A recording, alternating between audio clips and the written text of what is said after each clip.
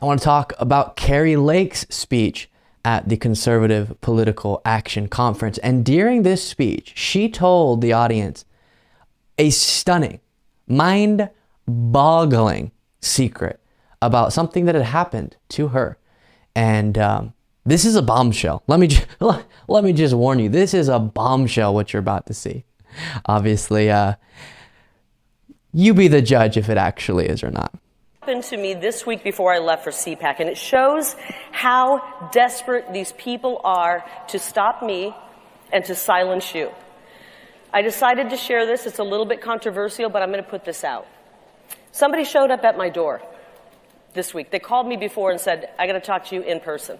This can't be done over the phone, which is always kind of like, uh-oh, what's that going to be about? They came to my door and they tried to bribe me out of getting out of politics. It's really happened. I'm telling you this because this is how disgusting politics is. A mom who runs for office and they're afraid of me. They tried to bribe me with a job title.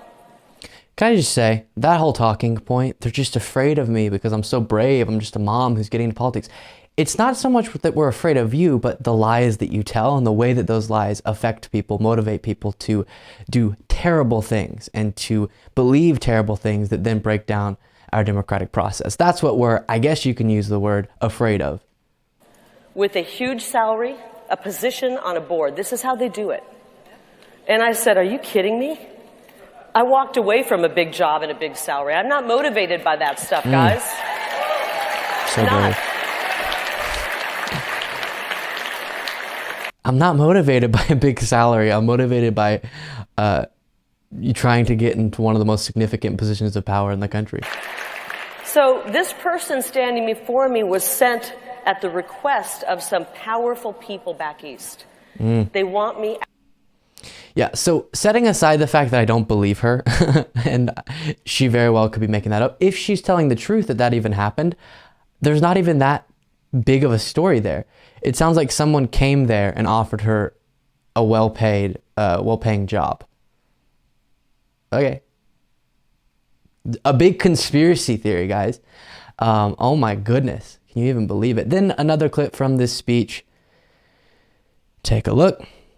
So I just want you to know, as we leave here, they may act, and they're gaslighting us, and they may act like they're in control. We, the people, are in control. We are in control. And I have complete faith, and I have complete confidence that this country can and will get things back on track. 100%. Because America First is not over yet. The world is just about to see what great things can happen when we invest in America, when we rebuild America, when we educate America, and when we finally come together as Americans proudly. We can do great things.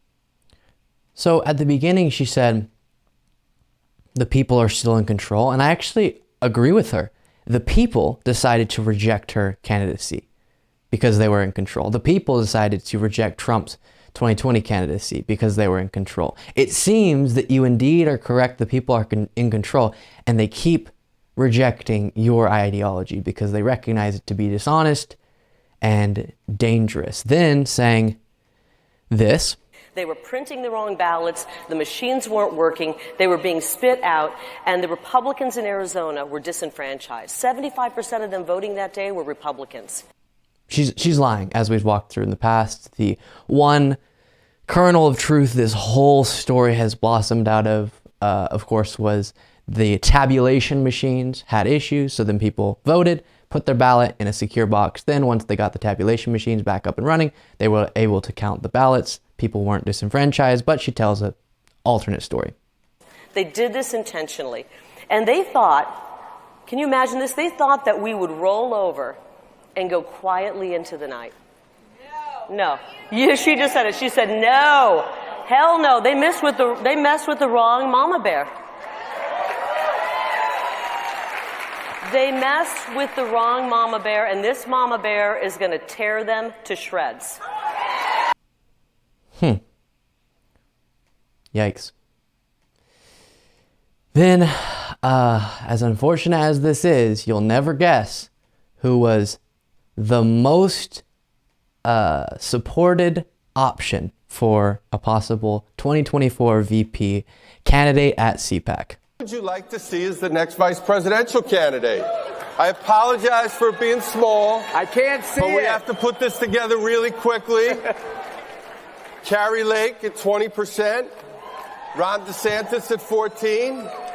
Nikki Haley at 10%. Okay, so Kari Lake at the very top by a pretty significant margin there, as far as who the CPAC audience wants to see as likely Trump's VP. It does seem, especially based on this audience and recent polling, that Trump is still very much the favorite and likely will be the Republican nominee.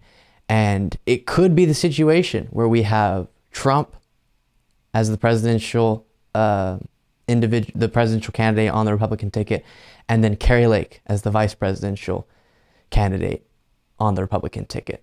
That is how far America has come. Well, that sounds almost like I'm saying it's progress. That's how far we've fallen, I should say, more accurately.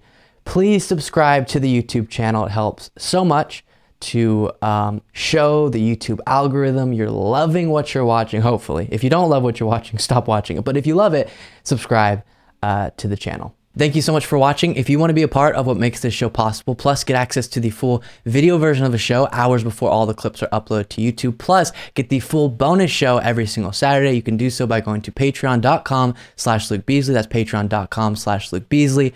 Link in the description.